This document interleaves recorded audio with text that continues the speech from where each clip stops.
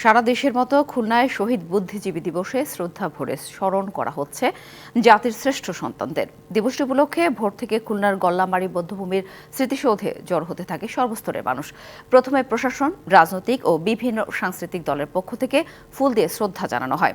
পরবর্তীতে পর্যায়ক্রমে শহীদ বেদিতে শ্রদ্ধা জানান সর্বস্তরের মানুষ। শ্রদ্ধা নিবেদন শেষে খুলনা বিভাগীয় কমিশনার বলেন, যে স্বপ্ন নিয়ে শহীদ বুদ্ধিজীবীরা জীবন দিয়েছেন তাদের সেই স্বপ্ন বাস্তবায়নের লক্ষ্যে কাজ করা হচ্ছে।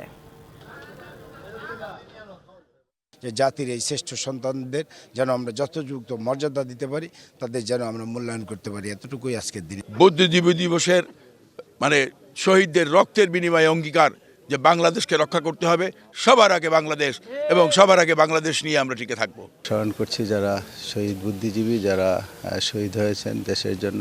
এই শহীদ বুদ্ধিজীবী দিবসে আমরা প্রতিজ্ঞা করছি খুলনাবাসী, খুলনা জেলার খুলনা বিভাগের সমস্ত লোকজনদেরকে নিয়ে দলমত নির্বিশেষে সবাইকে নিয়ে কাজ করব। এই শহীদ বুদ্ধিজীবী দিবসে এটি আমাদের অঙ্গীকার।